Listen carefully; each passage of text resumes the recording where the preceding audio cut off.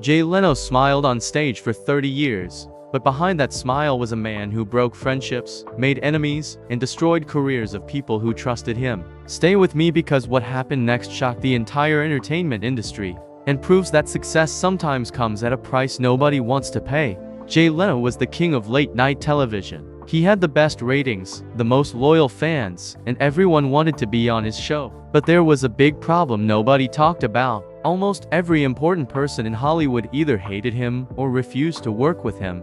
David Letterman refused to call him. Conan O'Brien called him a liar. Jimmy Kimmel mocked him on his own stage. Howard Stern spent years attacking him on national radio. Joan Rivers said he was fake. And the worst part, Jay Leno never really explained anything to anyone. He just smiled and moved on. This strategy made him rich and powerful, but it also made him the most isolated celebrity in American television history. Everything started in the 1990s when Johnny Carson retired from The Tonight Show. Carson was a legend. For 30 years, he hosted the most important show on American television. When he decided to leave, every major comedian in America wanted his job. The two main choices were very different people. David Letterman was the artistic guy. He made smart jokes, asked good questions, and television experts loved him. Jay Leno was the funny guy who made regular people laugh. He was good-looking, friendly, and people wanted to hang out with him. The network had to choose one, and that choice would change everything. NBC decided to give the job to Jay Leno.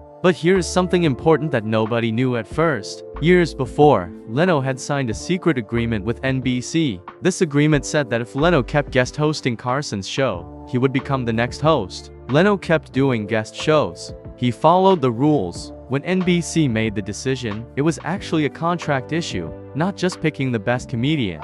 David Letterman had no idea about this secret deal. NBC did not tell him until after they already hired Leno. Letterman found out the hard way.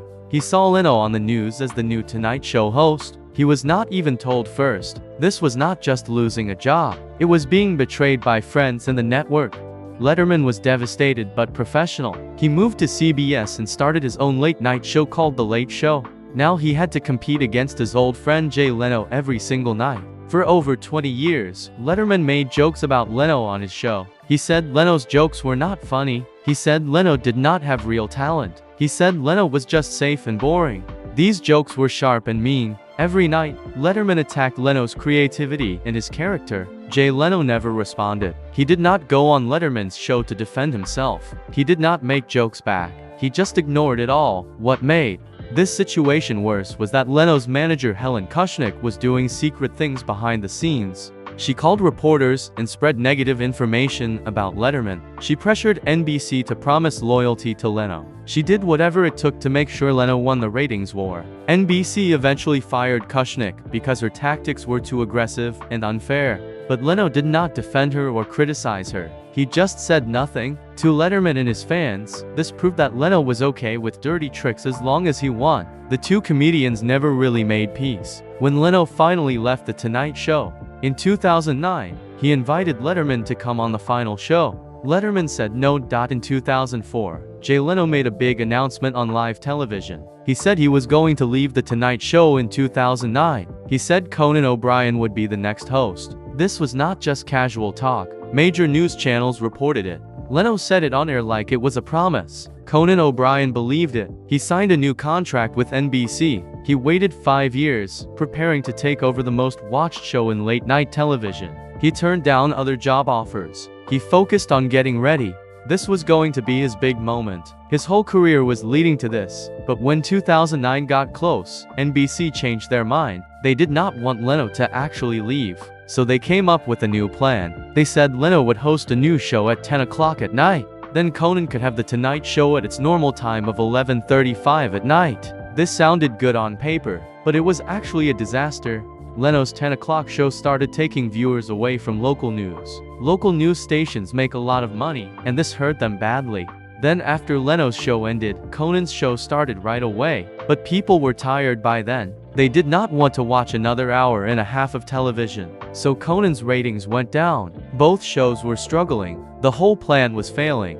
NBC looked at the numbers and saw nothing was working. Then NBC made a shocking decision. They told Leno to come back to his old time slot at 11:35 at night. They told Conan to move to 12:05 in the morning, but Conan said no. He did not agree to be moved to the late night slot. Instead, he left NBC completely. He got $45 million as payment for breaking his contract. He walked away angry and betrayed. From his perspective, Jay Leno had promised to leave, then changed his mind, and now Conan was being kicked out of the job he was promised. The public reaction was intense. Celebrities were angry at Leno. Chris Rock went on television and said that this was Jay's fault, not the network's fault. He said Jay does things the same way every time. He smiles, makes people feel comfortable, then he takes what he wants. Patton Oswalt called Leno a soft wall with a sharp knife behind it. Howard Stern called him a smiling manipulator. Fans created hashtags like Team Coco to support Conan. Millions of people agreed that Leno had lied and hurt an innocent person. When Leno was asked about this on Oprah's show in 2010, he finally explained his side. He said the 2000 for promise was something he said to make people happy. He did not really mean it. He said he never wanted to leave NBC. He said pressure from the network and the public forced him to say what people wanted to hear. He admitted that not calling Conan to explain was a big mistake. But then he said something that made people angry again. He said if his 10 o'clock show was successful, NBC would not have to change anything. He blamed the show's ratings, not his choices. He did not take real responsibility. Years later in 2022, Leno said he still did not think he was wrong. He said he was just following what the network told him to do. He said this is business, not friendship. When someone asked if he would do it differently today, he said yes, he would call Conan sooner. That was the only thing he regretted. Just calling sooner. Not the lie, not the broken promise. Just the fact that he did not make a phone call early enough. Conan O'Brien moved on to other networks and built a huge loyal fan base called Team Coco. His supporters saw Jay Leno as a symbol of everything wrong with the entertainment business. The Conan situation showed a pattern. Break promises when it is convenient. Let other people take the blame. Refuse to apologize directly. Just keep smiling and moving forward.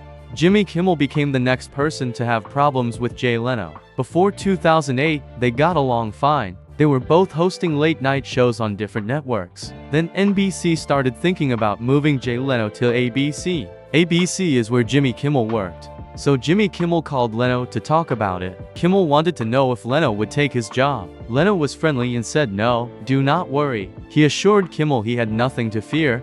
Joan Rivers was another person who had problems with Jay Leno. When Johnny Carson finally retired, Rivers thought she had a real chance to become the host. She had done the work. She had proven she could do it. But NBC gave the job to Jay Leno instead. Rivers said that Leno did not support her. Years later, Rivers said on television that Jay Leno was not really that funny. She said he just knew how to survive and get ahead. That was enough for the television network. Another person who lost because of Jay Leno was Arsenio Hall. In the early 1990s, Hall had his own late-night show. He had a big audience of young viewers who loved him, but when Jay Leno started hosting The Tonight Show, NBC stopped supporting Arsenio Hall. They moved all their money and attention to Leno.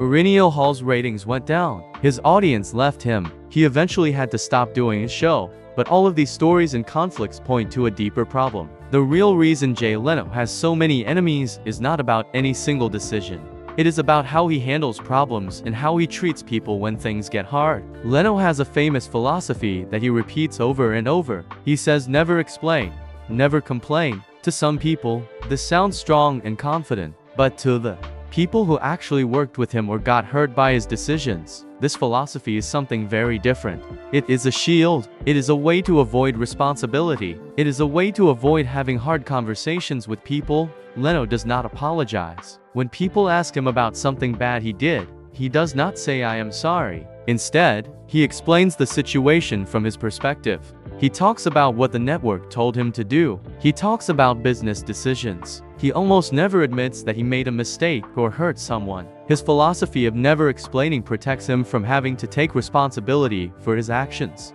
This approach worked for his career. He stayed on The Tonight Show for a very long time. He won the ratings war against Letterman. He made a lot of money. He became famous and successful, but it cost him relationships with almost everyone important in his professional life. People respected him as a performer, but they did not trust him as a person. They did not believe his promises. They did not think he cared about them. The way Leno chose what to talk about on his show also shows this same philosophy. He avoided politics completely. He did not talk about social problems or controversial topics. He did not share his own personal opinions on issues that divided people. He focused on light comedy, simple conversations, and situations that made everyone feel comfortable. This strategy kept his audience numbers high, but it made many people in the entertainment industry think he was boring and afraid. They thought he had traded real artistic creativity for safety. Leno's silence was interpreted as disrespect and coldness. When David Letterman lost the Tonight Show job, Leno made no statements of sympathy. When Conan got removed from NBC, Leno did not meet with him face to face. He did not apologize. He just made general statements. When Jimmy Kimmel publicly pranked him on his own show, Leno just said it was his fault that it happened. He showed no real emotion or response. Many people who worked with Leno called him a fake friendly person. They said he laughed a lot and talked nicely, but he never took anyone's side. He never showed real loyalty. He never had real friendships. This was completely different from David Letterman, who always said exactly what he thought. It was different from Conan O'Brien, who was known for being sincere and loyal to his team. Jay Leno was different. He smiled and moved on. Today, Jay Leno is no longer the host of The Tonight Show, but his name is still a topic of argument and debate for many people in the entertainment industry. His late admissions, where he finally talked about some of these situations, the broken relationships with colleagues, and his cold but effective philosophy of life all create a picture that is hard to judge fairly. What is clear is that Jay Leno achieved everything he wanted in his career. He won the ratings. He made a lot of money. He stayed on top for a very long time. But he did it in a way that cost him almost every meaningful relationship with people he worked with. Success came with a price, and the price was loneliness and regret. Drop a comment below and let us know what you think about Jay Leno.